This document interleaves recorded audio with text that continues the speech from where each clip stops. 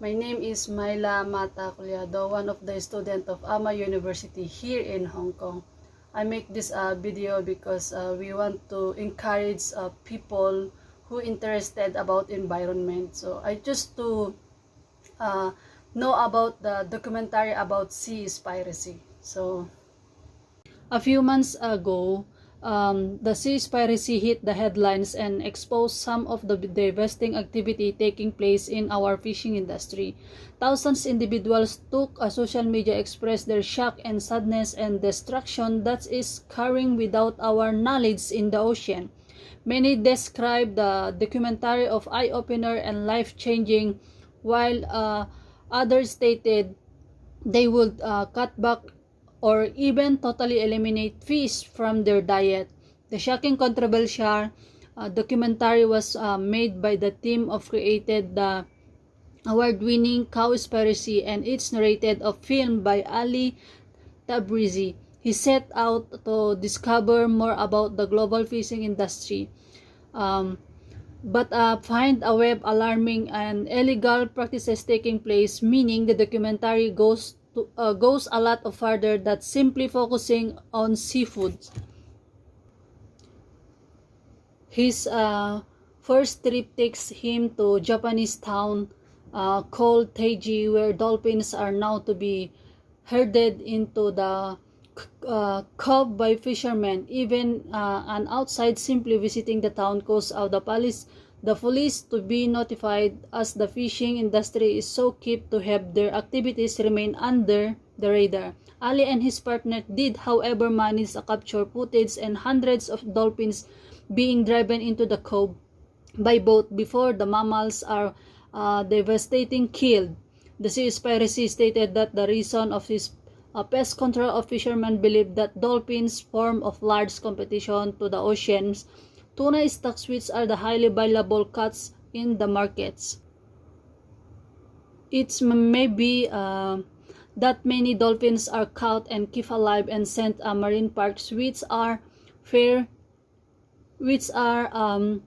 far more forfeitable wherever scenario is true, and killing and entrapment of dolphins or any marine mammals is devastating to our ocean. These large creatures forms of the largest predator in the food chains, and reducing their numbers could massively impact the rest of aquatic life. Unlike fish, mammals are also slower to produce, which much are more difficult for population recovery from their overharvesting. When Ali then moves on to Hong Kong, where the talk about a similar issue with the shark and the shark fining industry. In parts of Asia, a bowl of shark fin soup can be sold for $100, and it's often a sign of high status. Yet once again, as we approach the fish markets and docks, he was told to put all cameras away as they did not want their activities to be broadcast. Shark fining, the process of cutting off a shark's fin, often whilst the creature is still alive, is illegal in most countries, but still continues throughout the Pacific and Indian Ocean. As a top apex predator, sharks are essential part of our ocean ecosystem. If sharks disappear, the prey that normally eat will be able to thrive without limit, eating all the prey below them until the prey population crashes, causing the new top predator to suffer suddenly food decline also. Seabirds are also surprisingly as a risk if we lose our shark species. Already 70% of seabirds have disappeared since 1950s. Shark often drives school of fish up to the surface of the oceans whilst hunting, and this allows birds to feed off fish and to sea surface. Of course, this is not only issue for spacing seabirds number, but it's yet another unforeseen consequence of human action. The organization claims that the discovery of vessels with skills 45 dolphins and has bycaught just to catch tuna for sale. It is thought that these vessels are certified of providing dolphins friends tuna incredible the organization, which our dolphin-friendly tuna labels admitted that they really don't know what happened at sea and they simply have to take the captain's words as its overseas observes are sent of our vessel, but they can often the burden of sometimes even thrown overboard by the crew are the desperate to feed their profits. After discussing this issue of tuna boycott in depth, the documentary moves to talk about plastic. But it takes a perfect perspective we don't often hear. Seaspiracy point out that 46% of the plastics in the Great Pacific garbage patch is actually derived from fishing gear, whether that's a boy's bucket, nets, or crates, which this mine is now sounds unbelievable that plastic straw are filling newspaper headlines, when it's actually straw only account for 0.03% of all plastics entering the ocean.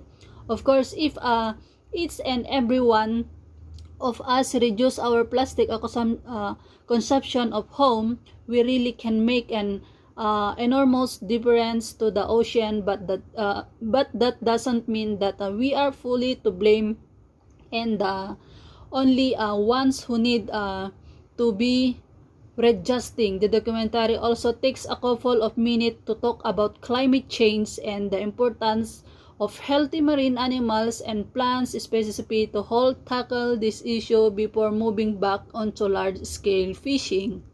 At this point, Seaspiracy focuses on the enormous fishing vessels which are like factory warehouse processing fish. Most of the positive and negative things that bring about change in human civilization start with someone and no one can do anything but everyone can do something. So that's it's behind the documentary I want to share. It's not the whole, but I just only sharing it for the little bit to